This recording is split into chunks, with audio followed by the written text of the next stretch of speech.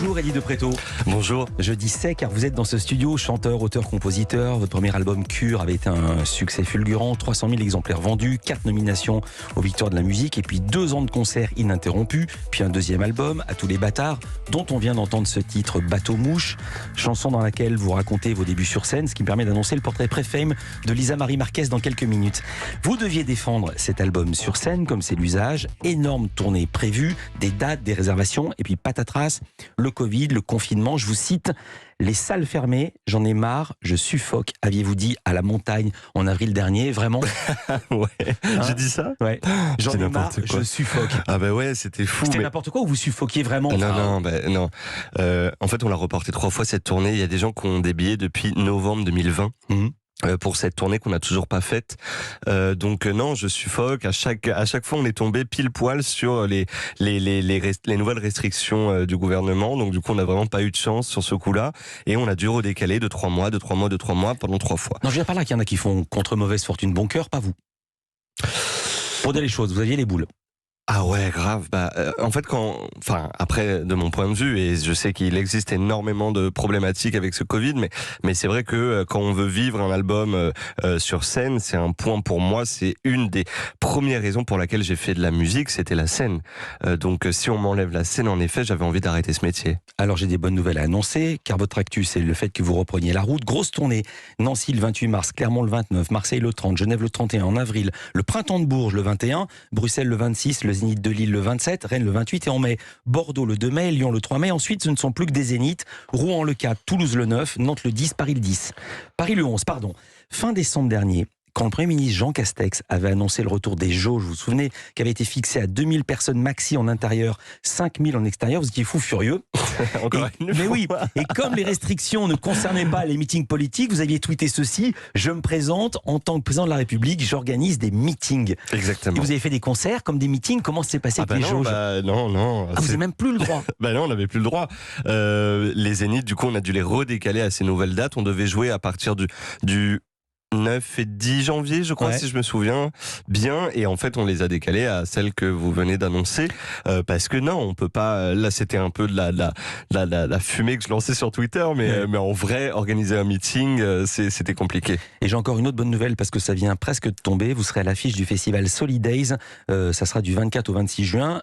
Avec Orelsan notamment, Damso, les Black Eyed Peas, excusez du peu. Vous avez fait 2 albums déjà, dans des tonalités différentes. Maintenant, je parle des concerts.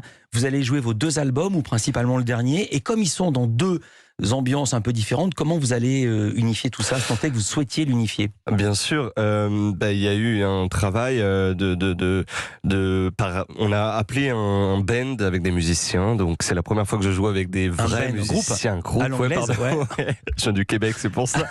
Ils ont du band là-bas. Ouais. Bref, et du coup, on peut redéfinir, remuscler, recomposer les chansons sur scène. Ouais. Et donc, on a fait tout un travail d'unification, comme vous dites, sur le premier album qui était beaucoup plus digital, avec le deuxième qui est beaucoup plus acoustique. Donc, on a fait tout un travail de revalorisation pour que les deux sonnent un peu pour avoir une identité commune sur le concert. 7 musiciens, donc il y a la basse, la batterie, un clavier, une guitare. Quoi d'autre? Là, on arrive à 4. Il nous en manque 3.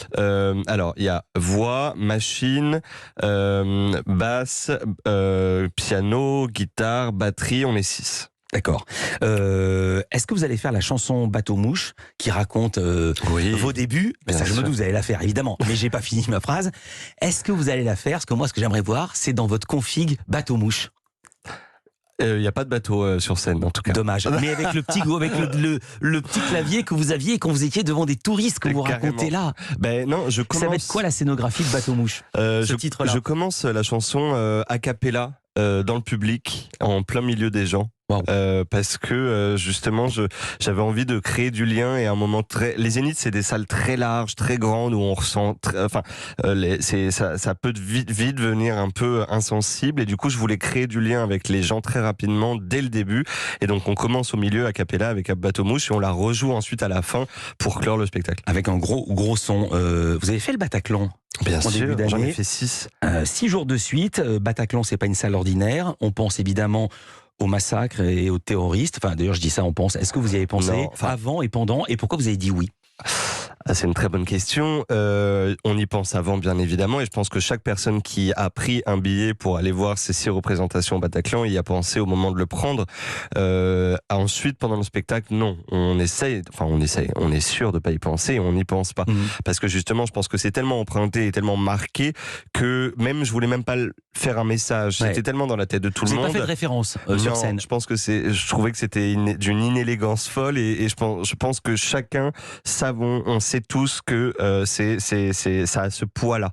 Et donc du coup, rien le fait d'y être, de commencer en plein milieu du public, ensemble, c'était assez marquant et assez fort vis-à-vis de cet hommage. Et à la fin, c'était comment? Parce que vous avez dit sur votre compte Instagram, j'y ai laissé mon cœur et ma voix. Vous n'avez plus de voix. Ouais, au bout de 6 dates, en plus ça faisait longtemps que j'avais pas fait de concert, du coup j'étais vraiment exténué, et j'avais vraiment donné le maximum. Ouais, c'était fou d'ailleurs. Ouais. Comment vous étiez quand vous étiez petit? Vous le racontez un petit peu dans la chanson Créteil-Soleil, mais il y a d'autres infos qui arrivent. C'est Lisa Marie Marquez, c'est le portrait pré-fame de notre invité. Culture Média continue, on est avec Eddie de Pretto.